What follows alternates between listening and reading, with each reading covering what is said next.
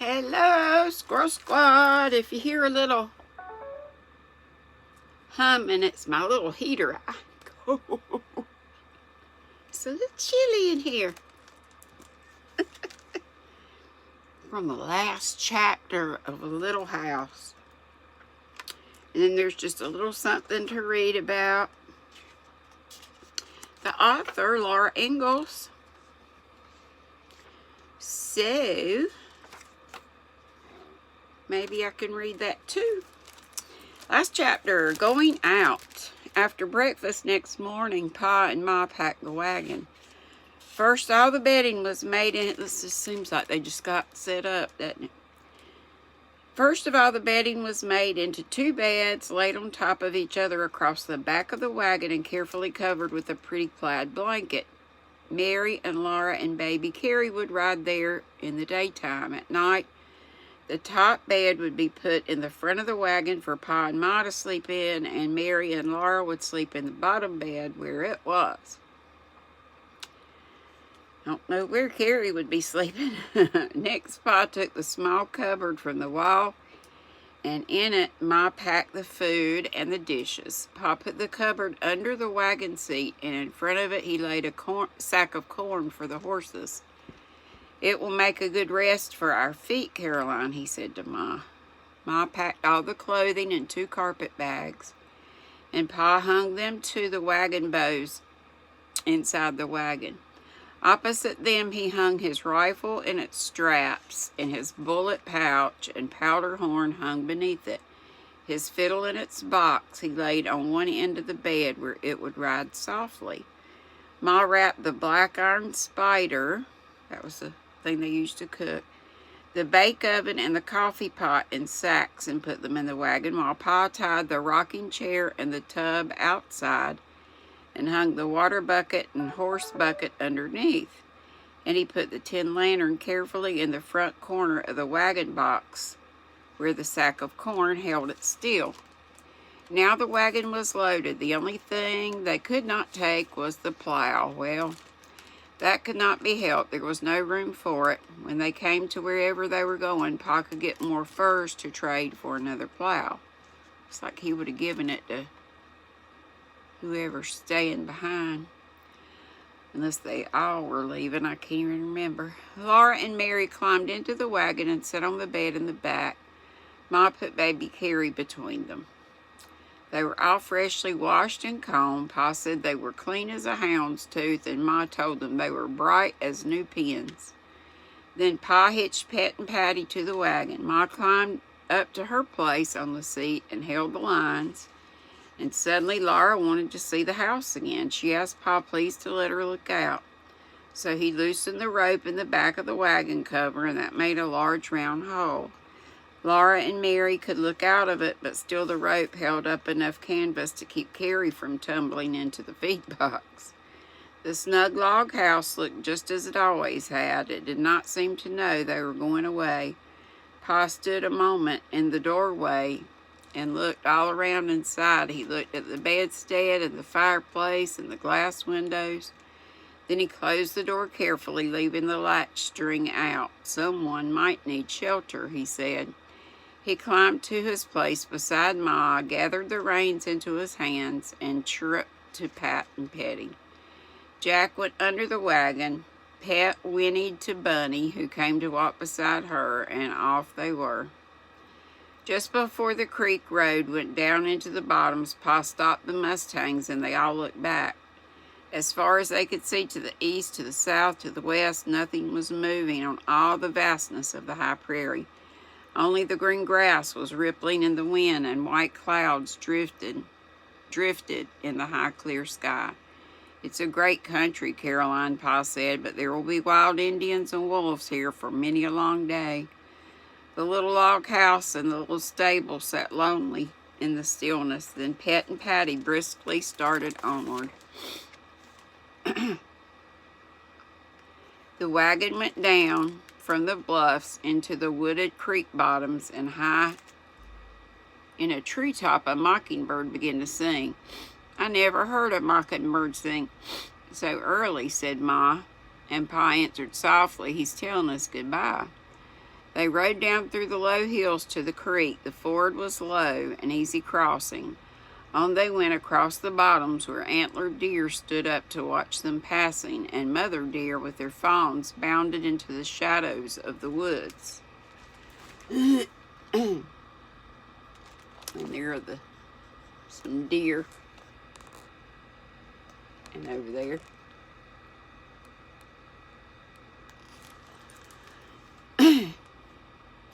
And up between the steep red earth cliffs, the wagon climbed to the prairie again. Pet and Patty were eager to go. Their hoofs had made a muffled sound in the bottoms, but now they rang on the hard prairie, and the wind sang shrill against the foremost wagon bows. Ma and Pa were still and silent on the wagon seat, and Mary and Laura were quiet too, but Laura felt all excited inside. You never know what will happen next, nor where you'll be tomorrow when you're traveling in a covered wagon.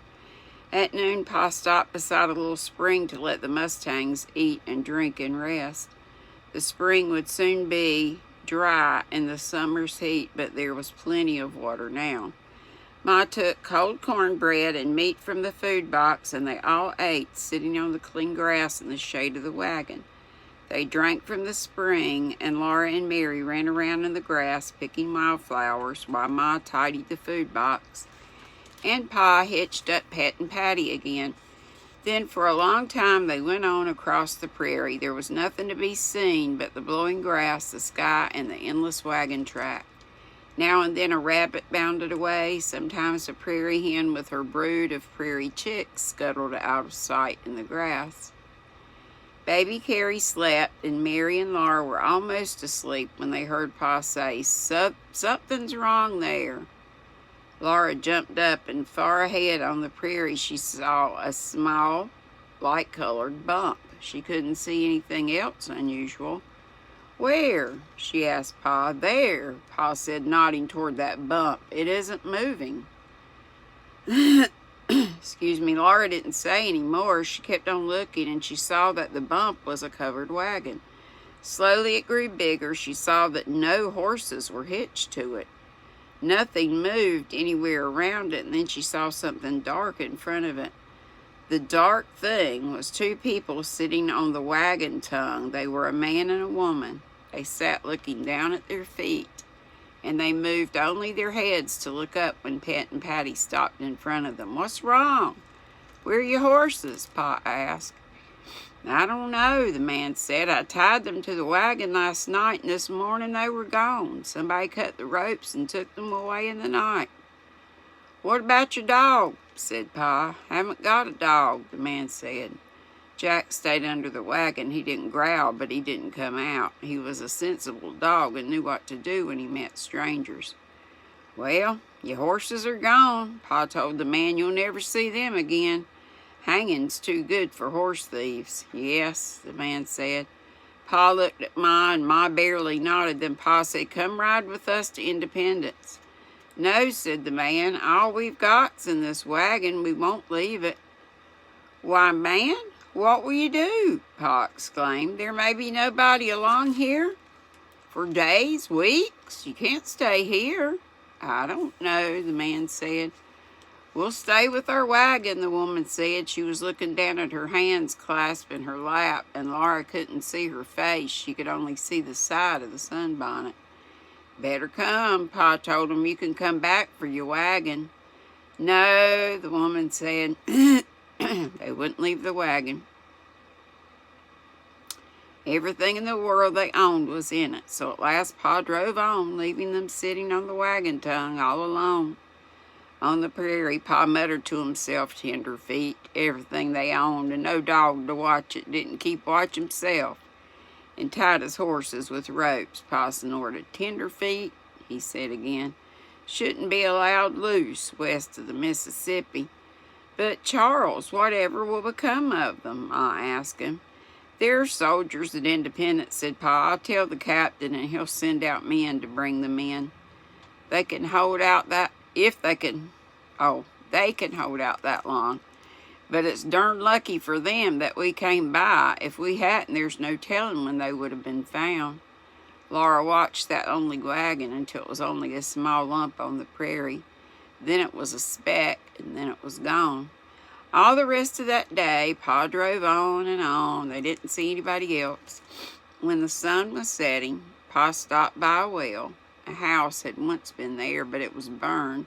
The well held plenty of good water, and Laura and Mary gathered bits of half-burned wood to make a fire, while Pa unhitched and watered the horses and put them on picket lines.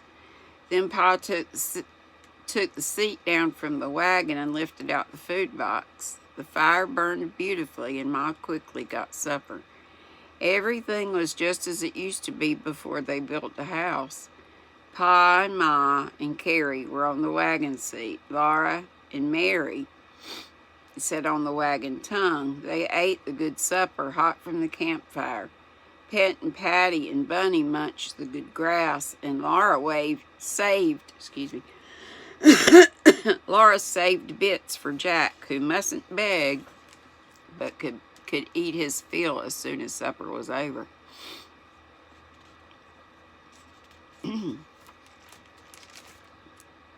Sinuses.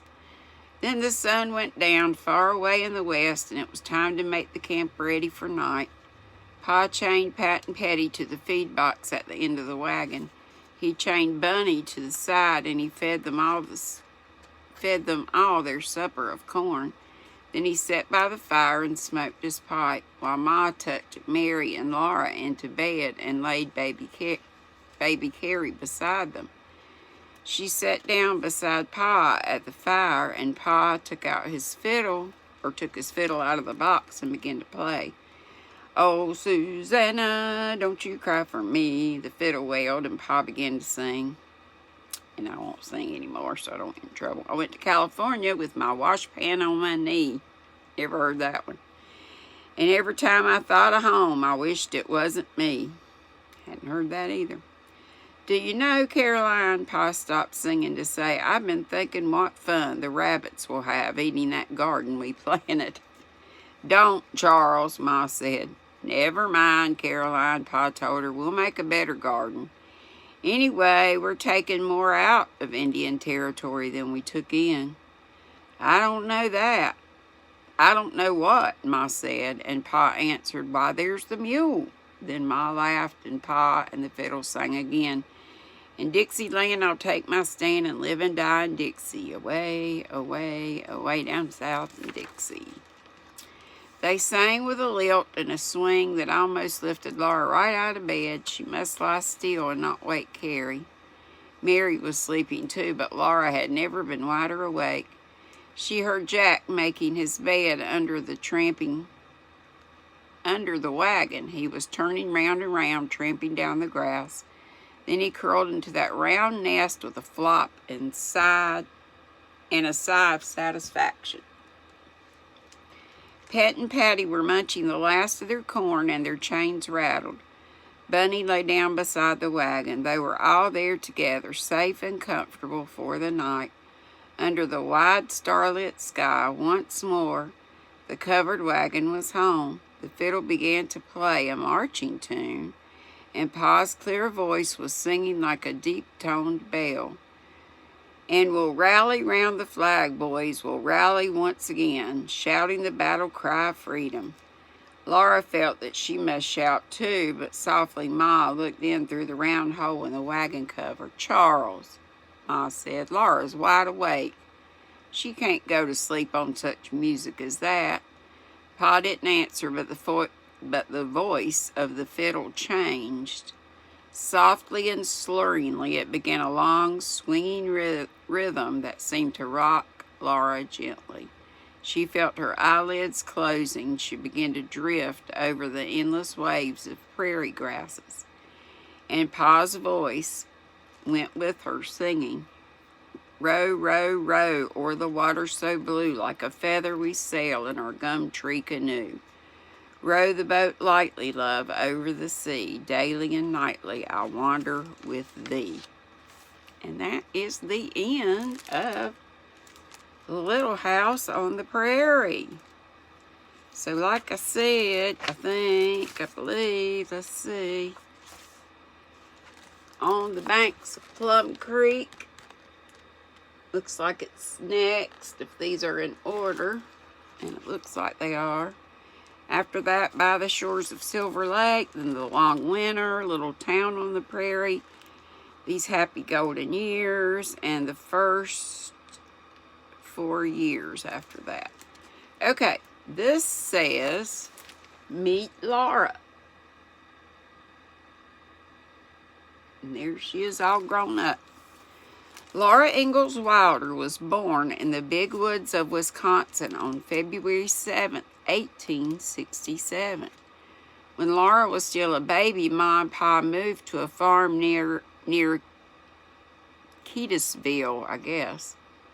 Keytes, Ville, Ville, Missouri, for about a year. Then they moved to the prairies south of Independence, Kansas. Laura based her third book, this one, on these years. After 2 years, the Ingalls discovered that the land they lived on belonged to the Osage Indians, so they went back to the big woods to live in the same house they had left 3 years earlier. So we found out something, a spoiler. In 1874, when Laura was 7, Ma and Pa decided to move west to Walnut Grove. And that's where the TV series is set, supposedly. The next 2 years were hard ones for the Ingalls. Swarms of grasshoppers devoured crops all over, and Ma and Pa could no longer keep the farm, and they moved to Burr Oak, Iowa. After a year in Iowa, the family returned to Walnut Grove, and Pa built a house in town and started a butcher shop. Laura was 10 years old, and she helped earn money by working in the hotel in Walnut Grove, babysitting and running errands. The family moved only once more to the little town of DeSmet, D-E, and S-M-E-T, in Dakota Territory. Laura was now 12 and had lived in at least 12 little houses. Laura grew into a young woman in DeSmet and met her husband, Almanzo Wilder, there. Laura and Almanzo were married in 1885, and their daughter Rose was born in 1886 in December. By the spring of 1890, Laura and Almanzo had endured too many hardships to continue farming in South Dakota. That's where Madonna is. Their house had burned down in 1889, and their second child, a boy, had died before he was a month old. In 1894, Laura, Almanzo, and Rose finally settled in Mansfield, Missouri. When Laura was in her 50s, she began to write down her memories of her childhood, and in 1932, when Laura was 65 years old, first book was published, Little House in the Big Woods, that we've already read. It was an immediate success, and it says that she died in 1957, 3 days after her 90th birthday. But interest in the Little House books continued to grow. Since their first publication so many years ago, the Little House books have been read by millions of readers all over the world. That's the end of that. So, we're all done. I'll get to the library tomorrow, or either I'll just read on the Kindle on the banks, Plum Creek. Be sweet, don't be ugly. This needs to be hung up, but I like just holding it up. Our sign from Jessica A. Noble.